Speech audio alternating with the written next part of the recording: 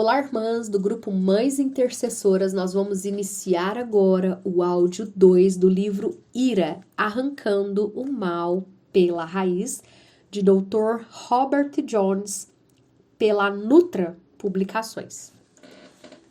Introdução. Minha avó materna tinha razão. Na época eu não admiti, a teimosia adolescente impediu que o fizesse. Agora, como adulto, tenho que admitir. Bob, dizia ela, você tem que arrancar as ervas daninhas pela raiz, ou elas vão crescer de novo. Infelizmente, vovó tinha razão. Canteiros de dente de leão duram para sempre. Anos mais tarde, agora recém-casado, lembrei-me das palavras da vovó. Nosso vizinho, já aposentado, e que, em minha opinião, tinha tempo livre demais, mantinha seu gramado impecável. Embora ele não conhecesse minha avó, conhecia a verdade que ela pregava. Arranque a raiz, ou as ervas daninhas voltarão. A cada dia, ele arrancava os intrusos dente de leão pela raiz. O resultado? Um gramado lindo, sem ervas daninhas. O que é que tais reminiscências sobre o cuidado com gramados têm a ver com ira? Simples. Você precisa arrancar pela raiz a sua ira pecaminosa, ou suas ervas daninhas voltarão. Não haverá mudança piedosa, completa e permanente sem a remoção das raízes. Esforços moralistas de tornar-se mais paciente com seus colegas de trabalho não irão funcionar. Resoluções de parar de gritar com seus filhos, provocadas pela culpa, não irão durar. Você precisa arrancar aquelas raízes iradas.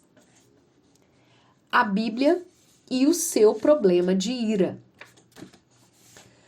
Será que arrancar a ira pecaminosa pela raiz é um alvo realista?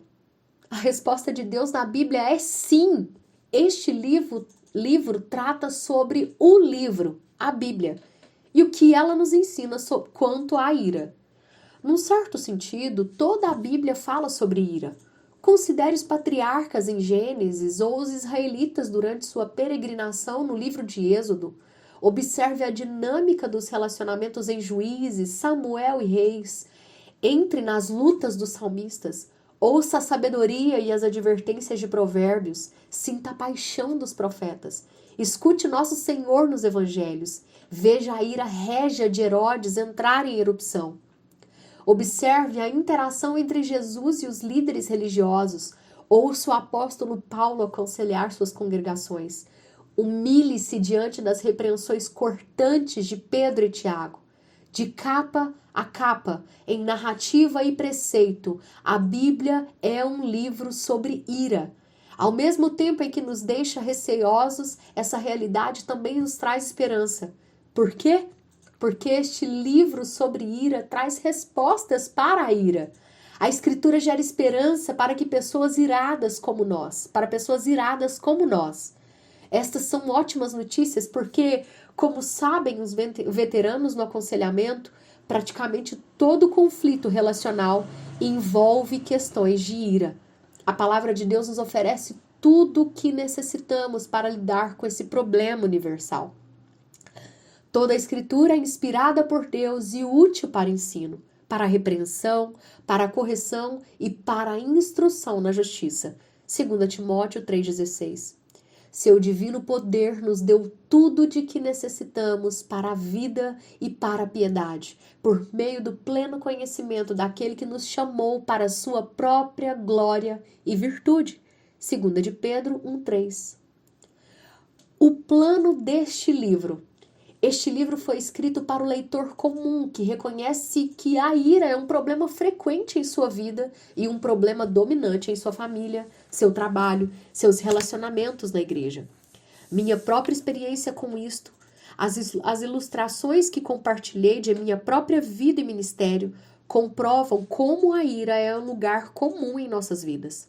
Além disso, esse livro oferece aos pastores, conselheiros e outros que se dedicam à tarefa de ajudar pessoas um recurso prático e cristocêntrico para guiá-los em seus ministérios e ajudá-los a transmitir aos que servem aquilo que aprenderam.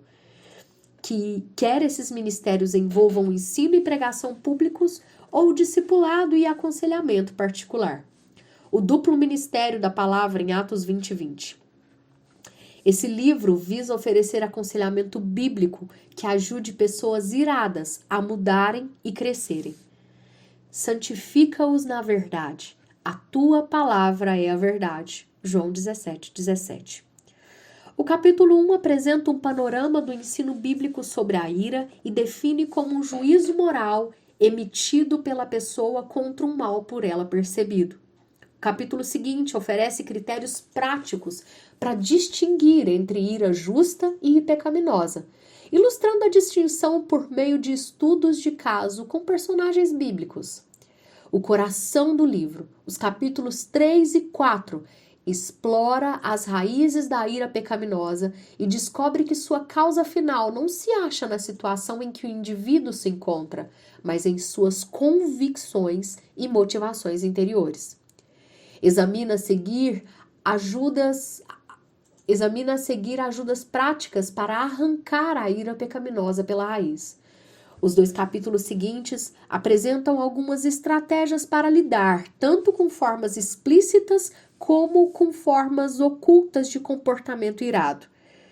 O capítulo 7 trata do problema da ira contra Deus, ao passo que o capítulo 8 explora a ira do indivíduo contra si mesmo.